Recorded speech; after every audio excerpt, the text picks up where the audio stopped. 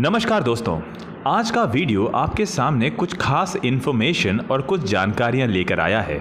यहाँ पर मैं आपको मुगलों के बारे में कुछ खास बातें बताऊंगा, क्योंकि आज तक हमने हमारे इतिहास की किताबों में मुगलों को बहुत ही महान और बहुत ही शक्तिशाली देखा है और हम अब तक यही सुनते आए हैं कि मुगलों का आर्किटेक्चर बहुत ही महान है। उनका खाना, उनकी वेशभूषा, उनका मैनेजमेंट सिस्टम, उनके लड़ाई का तरीका, इन सारी बातों से हमारी इतिहास की किताबें भरी पड़ी हैं। तो चलिए जानने की कोशिश करते हैं, क्या सच में मुगल इतने महान थे या उन्हें कुछ बढ़ा चढ़ा कर दिखाया गया है।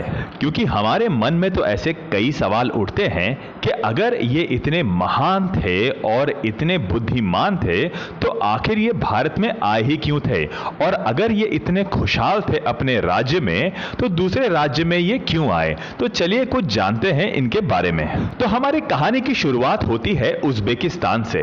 वहां पर एक छोटी सी जगह जिसका नाम फरगाना है, वहां पर एक कबीले में एक 11 साल के बच्चे के हाथ में बागडोर थमा दी गई और उस बच्चे को हम बाबर के नाम से जानते हैं। हाँ, वही पहला आक्रांता जिसने भारत पे आक्रमण किया।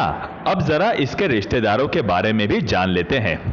इनका चाचा था तैमूरिद और इसका मामा था जंगेज खां।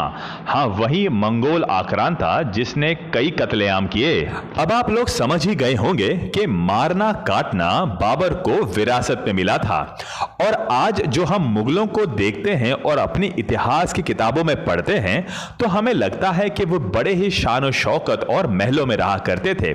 लेकिन बाबर जहां से आया था वो एक छोटा सा कबीला था और वहां पर खाने के लिए भी लाले पड़े हुए थे। छोटी छोटी बातों पर लोग एक दूसरे पे हमला करके मार काट कर देते थे। ना ही उनके पास पहनने के लिए कोई अच्छे कपड़े थे और ना ही खाने के लिए कोई बढ़िया व्यंजन। जो आज हम मुगलाई खाने की बातें करते हैं, अब सोचिए उस जमाने में ऐसा कुछ नहीं था। वो जो भी रूखा सूखा या कच्चा मिल जाता वही खा लिया करते थे। अब जरा सोचिए, जिस मुगल एम्पायर की हम बातें करते हैं, यानी जिनके आर्किटेक्चर के हम बखान करते हैं, जैसे ताजमहल, लाल किला, कुतुब मीनार, तो ऐसा कोई स्ट्रक्चर बाबर ने उज़्बेकिस्तान में क्यों नहीं बनाया। मुझे लगता है इसलिए नहीं बनाया कि वो छोटे से ट्राइब में रहा करते थे। ना ही उनके पास कोई आर्किटेक्चर था, ना ही उनके पास धन संपत्ति थी और ना ही ऐसा कुछ बनाने की उनके पास काबिलियत थी। लेकिन एक चीज थी जो बाबर को विरासत में उसके चाचा तैमूर और उसके मामा जंगेज खां से मिली थी, वो थी मार काट करना।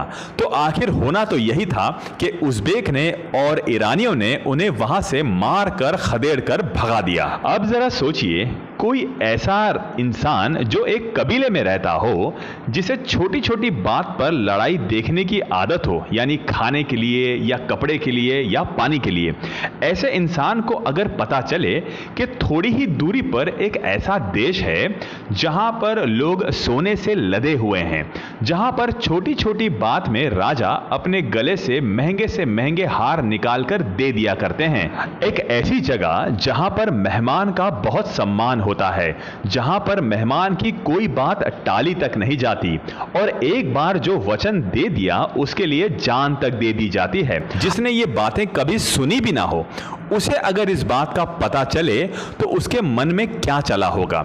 उसने बिल्कुल यही सोचा होगा कि ये जगह लूटपाट करने के लिए और लोगों को बेवकूफ बनाने के लिए बिल्कुल सही है, क्योंकि उसके मायने में किसी को कोई चीज मुफ्त की नहीं दी जाती, यहां तक कि खाना बांटा भी नहीं जाता और कीमती चीजें किसी को इनाम में दी भी नहीं जाती। तो बाबर ने 1504 में एक प्लान बनाया जो वहां के शाह लोगों के साथ मिलकर था। उसने बड़ी बड़ी तोपें खरीदी और मन में यह सोच लिया कि अब मुझे भारत पे आक्रमण करना ही है, क्योंकि भारत का जो लोधी सुल्तान था उसकी ताकत भी कम होने लगी थी और उसे लगा कि अब यह सही मौका है दिल्ली पर कब्जा करने का। और इसके बाद की पानीपत की लड़ाई और राजपूतों के साथ जो लड़ाई हुई वो तो आप जानते ही हैं। तो इतिहास इतिहास की और बातें बताकर मैं आपको बोर नहीं करूंगा।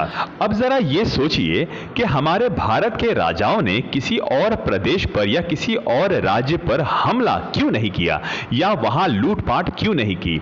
तो इसका सीधा सा जवाब यही है कि हमारा भारत कई साल पहले काफी समृद्ध था। हमारे पास किसी चीज की कोई कमी नहीं थी। इस बात का एक बहुत बड़ा उदाहरण हमको रामायण से मिलता है। प्रभु राम ने जब लंका पर हमला किया और रावण को मार दिया, तब उन्होंने वहां पर अपना साम्राज्य स्थापित नहीं किया, बल्कि उस जगह को छोड़कर अयोध्या वापस आ गए।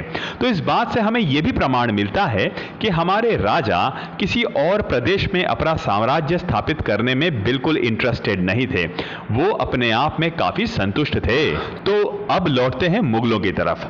तो मुगल से हमें यह पता चलता है कि जिस जगह से वो लोग आते हैं वहां पर खाने पीने तक के लिए लड़ाई हो जाती है। छोटी छोटी बात पर लोग एक दूसरे को मार सकते हैं।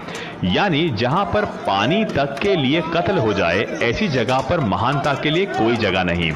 और अगर ये लोग आर्किटेक्चर में इतने महान होते तो क्यों नहीं हमें भारत के बाहर भी ताजमहल देखने को मिलता या ऐसा ही कोई आर्किटेक्चर देखने को मिलता। तो इस बात से ये तो सिद्ध हो जाता है कि मुगलों के भारत आने का एक ही उद्देश्य था और वो था लालच। तो जो लालच में हमारे यहाँ पर आया उसे महान कहना बिल्कुल सही नहीं होगा। इस वीडियो का बनाने का हमारा उद्देश्य यही था कि आपको बता सकें कि हमारे इतिहास की किताबों में कई गलत चीजें लिखी गई हैं। तो आप अपना दिमाग खुद लगाइए और सही गलत का फैसला खुद कीजिए। आपको ये वीडियो कैसा लगा कमेंट करके जरूर बताइए। वीडियो देखने के लिए बहुत बहुत धन्यवाद।